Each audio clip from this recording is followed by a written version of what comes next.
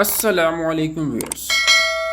इस वीडियो के अंदर हम डिस्कस करेंगे जो रिमेनिंग क्वेश्चंस थे एक्सरसाइज 8.1 के। और रिमेनिंग क्वेश्चंस कौन से थे जो लास्ट वीडियो के अंदर हमने डिस्कस किया था, क्वेश्चन नंबर 1, 2 एंड 3, और इसके जितने भी पार्ट्स थे वो सारे हमने सॉल्व किए थे। अब नेक्स्ट वीडियो के अंदर इस वीडियो के अंदर हम डिस्कस करेंगे क्वेश्चन नंबर 4। अब क्वेश्चन नंबर 4 हमारे पास क्या है, फाइंड द वैल्यू ऑफ के की क्या वैल्यू रखूं if the radius of the following circle, अगर जो दिया गया सर्किल है उसका रेडियस क्या हो, 10 यूनिट हो, और सर्किल क्या है 2x² plus 2y² minus 8x plus 4y plus 3k equal to 0। सबसे पहले जो इक्वेशन दी गई है उसको लिखते हैं 2x² plus 2y² minus 8x plus 4y plus 3k equal to 0। अब ये हमारे पास इक्वेशन गिवन है और कंडीशन गिवन क्या है कि इसका जो रेडियस है वो है 10 यूनिट। रेडियस कितना है, 10 यूनिट। अगर मुझे इसको जनरल इक्वेशन से कंपेयर करना है तो x² और y² का जो कॉफिशेंट है वो क्या होना चाहिए, 1 होना चाहिए। तो to make the coefficient of x² and y² 1, divide by 2, divide by 2। अगर मैं 2 से डिवाइड करूं तो रिजल्ट क्या आएगा, x² प्लस y²। 8 को 2 से डिवाइड करें तो 4x, 4 को 2 से डिवाइड करें तो 2, और 3 को 2 से डिवाइड करें तो 3/2k इक्वल टू 0। अब हम क्या करते हैं, जनरल इक्वेशन को लिखते हैं x² plus y² plus 2gx plus 2fy plus c equal to 0। अब हमने क्या करना है कि 2g को कंपेयर करना है -4 से, 2g equal to -4, 2f equal to 2 और c बराबर है 3/2k। अब देखिए 2 1 the 1 2 to the 4, तो g बराबर आ गया -2k। 2 1 the 1 2 to the 4, f बराबर किससे आ गया 1 के, और c बराबर आ गया 3/2k के। अब क्या करें, अब आप लगाओगे रेडियस का फार्मूला। रेडियस का फार्मूला कौन सा है तो उसको हम रिकॉल करते हैं। रेडियस बराबर किसके है, r equal to radical g² plus f² minus c, या r² बराबर है g² plus f² minus c। अब देखें r², g हमारे पास क्या है -2, और -2 का स्क्वायर करेंगे तो 4, f हमारे पास क्या है 1, और 1 का स्क्वायर करें तो 1, c हमारे पास क्या है c हमारे पास क्या है 3/2k, 3/2k। 4 + 1 5 minus 3/2k। अब देखें r की वैल्यू हमारे पास क्या गिवन है, r की वैल्यू देखें 10 यूनिट गिवन है, उसको हम रखें r इक्वल टू 10। तो रिजल्ट हमारे पास क्या जाएगा, 10 का स्क्वायर प्लस का 5 हमारा जाएगा तो माइनस का 5 इक्वल टू -3/2k। अब देखिए 10 का स्क्वायर करेंगे तो 100, 100 माइनस 5 95 इक्वल टू -3/2k। 2 यहाँ डिवाइड कर रहा हमारा जाएगा तो मल्टीप्लाई करेगा, 95 को 2 से मल्टीप्लाई करें तो 180 इक्वल टू 190 इक्वल टू -3 के। देखिए 3 मल्टीप्लाई कर हम आ जाएगा तो डिवाइड कर, तो k इक्वल टू 190/3 माइनस, ये हमारे पास क्या है k की वैल्यू, ये हमारे पास क्या है k की वैल्यू। अब हम मूव करते हैं नेक्स्ट पार्ट की तरफ, अब हम मूव करते हैं नेक्स्ट पार्ट की तरफ। अब हमारे पास है क्वेश्चन नंबर 5। क्वेश्चन नंबर 5 हमारे पास क्या है, find the equation of the circle passing through -3, -4। एक सर्किल है जो -3 -4 से पास करता है एंड इज कॉन्सेंट्रिक। कोसेंट्रिक का मतलब क्या है, ऐसा सर्किल जिसके सेंटर सेम हो उसको हम क्या बोलते हैं, कोसेंट्रिक। उसको हम क्या बोलते हैं, कोसेंट्रिक। ऐसा सर्किल जिसके सेंटर सेम हो उसको हम क्या बोलते हैं, concentric. With the circle whose equation is x² plus y² -6x plus 8y -24 equal to 0। अब देखिए दो सर्किल है, x² plus y² plus 2gx plus 2fy plus c1। दूसरे सर्किल की इक्वेशन क्या है, x² plus y² plus 2gx plus 2fy plus c2 equal to 0। कोई भी दो सर्किल जिसकी इक्वेशन सेम हो, सिर्फ डिफरेंट क्या हो, c की वैल्यू। कोई भी दो सर्किल जिसके सेंटर क्या हो, सेम हो और c की वैल्यू डिफरेंट हो, उसको हम कोसेंट्रिक सर्किल कहते हैं, कॉन्सेंट्रिक। अब इसकी डायग्राम अगर हम बनाएं,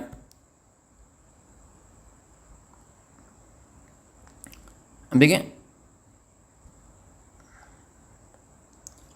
अब ये दो सर्किल है, ये हमारे पास क्या है, दो सर्किल, इनका जो सेंटर है वो सेम है। ये सेंटर है, ये हमारे पास क्या है, सेम है। ये सेंटर हमारे पास क्या है, सेम है। कोई भी दो सर्किल जिसके सेंटर सेम हो उसको हम क्या बोलते हैं, कॉन्सेंट्रिक। अब देखें एक सर्किल की हमारे पास जो इक्वेशन दी हुई है वो दी हुई है x² plus y² -6x plus 8y -24 equal to 0। ये इक्वेशन है किसकी, सर्किल 1 की। और दूसरी इक्वेशन जो है सर्किल 2 की, वो क्या होगी, x² plus y² -6x plus 8y plus c2 equal to 0। अब दूसरे सर्किल की इक्वेशन तो मिल गई, हमें एक चीज़ नहीं मिली, वो है c2। c2 का मतलब क्या है, कांस्टेंट टर्म। c2 का मतलब क्या है, कांस्टेंट टर्म। अब हमने c2 मालूम करनी है तो हम इस पॉइंट से पास करेंगे, -3, -4, -3, -4। As the circle passes through -3, -4, it means कि x की वैल्यू हमारे पास क्या है, -3 और y की वैल्यू हमारे पास क्या है, -4। तो आंसर क्या जाएगा, -3 का स्क्वायर प्लस -4 का स्क्वायर -6। x की जगह हम क्या लिखेंगे, -3 और y की जगह -4 प्लस c2 इक्वल टू 0। अब देखिए इस इक्वेशन को मैं नाम क्या दे रहा हूँ, 1 का। -3 का स्क्वायर 9, -4 का स्क्वायर 16, माइनस को माइनस से मल्टीप्लाई करेंगे प्लस 6 को 3 से मल्टीप्लाई करें तो 18, 8 को -4 से मल्टीप्लाई करें तो -32 equal to plus c2 equal to 0। 9 + 16 25, 25 + 28, 25 + 18 43 -32 plus c2 equal to 0। 43 - 32 which is equal to 11, 11 plus c2 equal to 0। Plus का 11 है वहाँ जाएगा तो माइनस का 11, तो c2 इक्वल टू -11। अब हम क्या करेंगे, इसको इक्वेशन नंबर 1 में लिखेंगे। Put in equation number 1, put in equation number 1। तो रिजल्ट हमारे पास क्या आ जाएगा, x square plus y square minus 6x plus 8y plus C2। X square plus y square minus 6x plus 8y minus 11 equal to 0। तो ये equation हमारे पास concentric circle की, ये इक्वेशन हमारे पास किसकी, कोसेंट्रिक सर्किल। अब हम मूव करते हैं नेक्स्ट क्वेश्चन की तरफ। अब देखिए क्वेश्चन नंबर 6 हमारे पास क्या है, show that the equation x equal to a cos theta comma वाई equal to a sine theta represent a circle with centre at origin and radius equal to a, and radius equal to a. अब दो equation है, पहली equation क्या है, x equal to a cos theta, जिसको equation number 1 आप दे रहे हैं, y equal to a sine theta, इसको नाम क्या दे रहे हैं, इक्वेशन नंबर 2। अब मैं कह रहा हूं टेक स्क्वायर इस इक्वेशन के लिए भी और इस इक्वेशन के लिए भी, x square equal to a square cos square theta, और इसके लिए y square equal to a square sine square theta. अब मैं क्या कर रहा हूँ, इक्वेशन नंबर 1 और 2 को आपस के अंदर ऐड कर रहा हूँ, एडिंग इक्वेशन नंबर 1 एंड 2। तो रिजल्ट क्या जाएगा, x square plus y square a square cos square theta plus a square sine square theta. अब कॉमन क्या है, ए स्क्वायर, ए स्क्वायर अगर कॉमन लेंगे तो आंसर क्या आएगा, cos square theta plus sine square theta. Cos square theta plus sine square theta बराबर किसके, 1 के। 1 को ए स्क्वायर से मल्टीप्लाई करें तो ए स्क्वायर, तो रिजल्ट क्या जाएगा, x square plus y square equal to a square. अब ये एक सर्किल की इक्वेशन है जिसका रेडियस क्या होगा, r। अगर मैं कंपैरिजन करूँ किससे, x square plus y square equal to r square, तो r बराबर किसके, 1 है। तो इसका मतलब क्या हुआ, ये एक सर्किल है जिसका रेडियस क्या है, a, और इसका सेंटर क्या है, ओरिजिन। यही हमने क्या करना था, प्रूव करना था, रेडियस इक्वल टू a। अब हम मूव करते हैं क्वेश्चन नंबर 7 की तरफ। अब क्वेश्चन नंबर 7 हमारे पास क्या है, prove that the equation of a circle through the origin has no constant term. एक सर्किल है वो ऑरिजिन से पास होता है और उसके अंदर कोई भी कांस्टेंट टर्म नहीं होती। एक सर्किल है जो ऑरिजिन से पास होता है उसके अंदर कोई भी कांस्टेंट टर्म नहीं होती। अब सबसे पहले इसकी डायग्राम बनाते हैं हम। अब इसकी डायग्राम जो है वो किस तरीके से बनेगी, देखिए ये हमारे पास एक सर्किल है और ये ऑरिजिन से पास करता है, तो इट मीन्स ये किस पॉइंट से पास कर रहा है, 0,0। एक सर्किल की इक्वेशन क्या होती है, x square plus y square plus 2gx plus 2fy plus c equal to 0।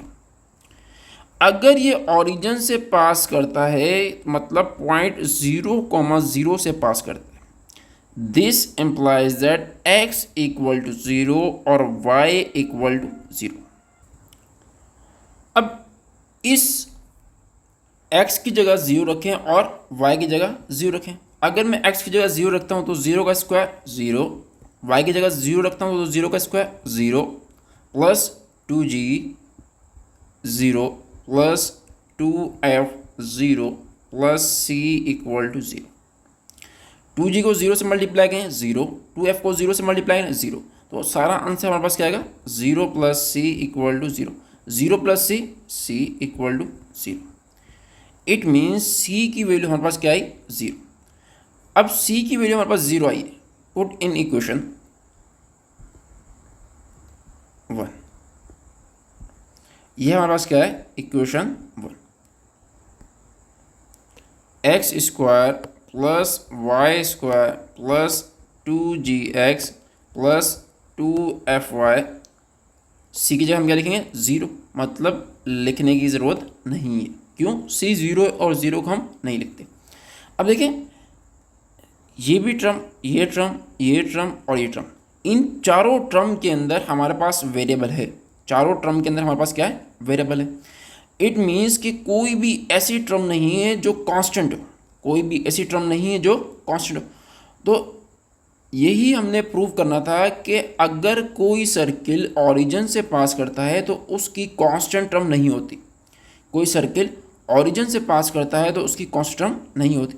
अब हम मूव करते हैं इसके सेकंड पार्ट की तरफ। देखिए, सेकंड पार्ट हमारे पास क्या है? With centre on x axis has no term in y. अगर सेंटर जो है एक सर्किल का एक्स एक्सिस पर है तो इसके अंदर कोई भी ऐसी टर्म नहीं होगी जिसके अंदर वाई हो।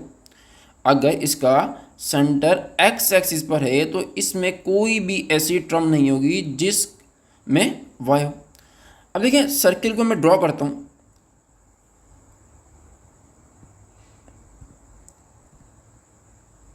और ये हमारे पास जो सर्किल है with centre on x axis, ये हमारे पास एक्स है और ये हमारे पास।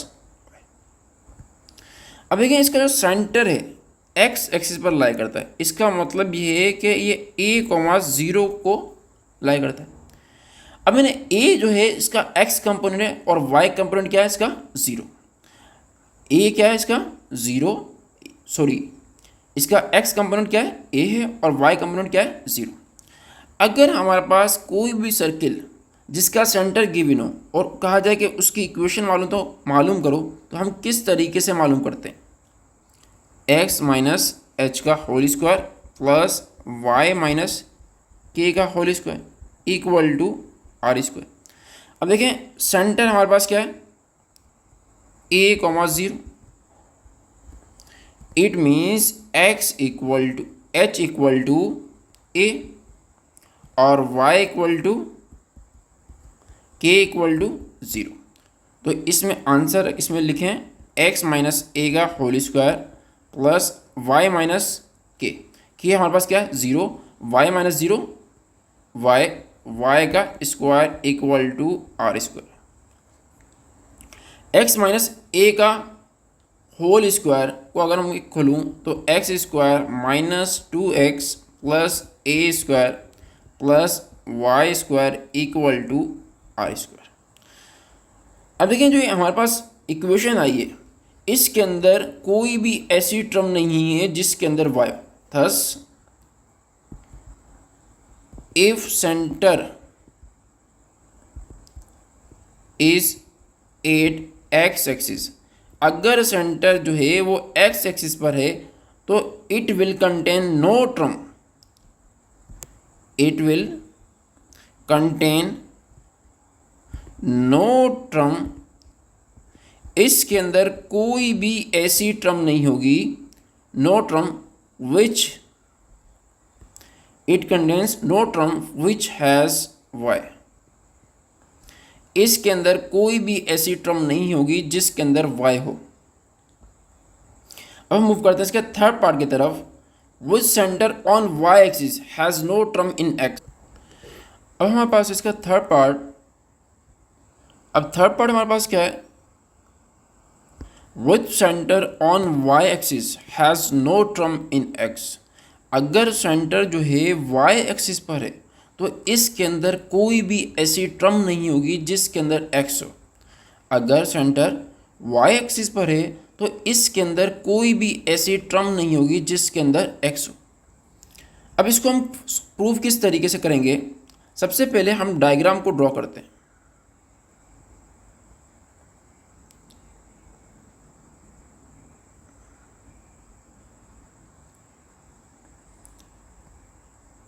अब ये हमारे पास इसका सेंटर है जिसको लिखें हम क्या 0,a। अब 0,a क्यों लिखा है? कि कोई भी पॉइंट अगर y एक्सिस पर है, कोई भी पॉइंट अगर y एक्सिस पर है तो इसके जो कंपोनेंट्स होंगे, x कंपोनेंट वो 0 होगा और y कंपोनेंट हम कुछ भी सपोज कर सकते हैं। अब देखिए, अगर हमारे पास सेंटर गिवन हो, if centre is given,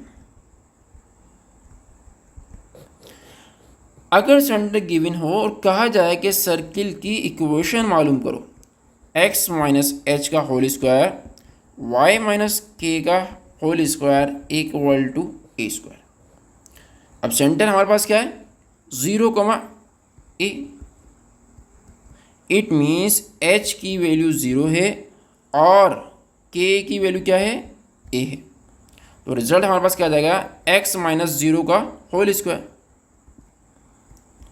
plus y minus a का whole square equal to r square. यहाँ पर क्या आएगा, आर स्क्वायर।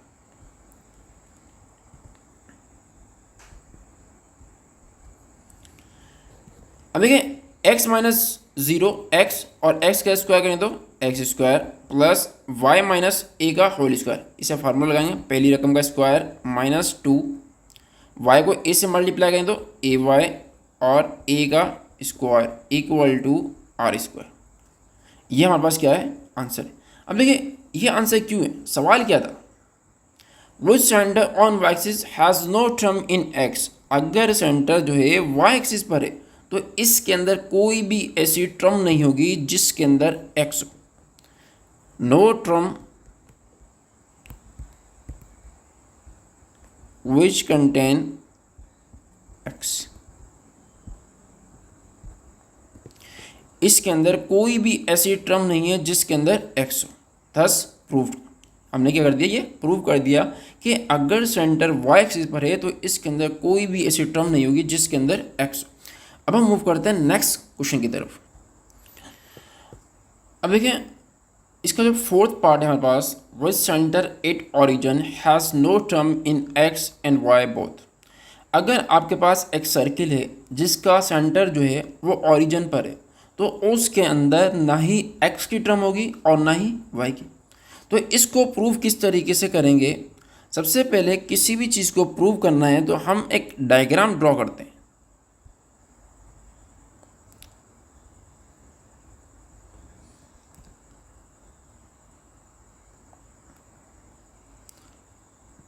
अब देखें ये एक सर्किल है जिसका सेंटर जो है वो क्या है, ऑरिजिन है, जिसका सेंटर क्या है, ऑरिजिन।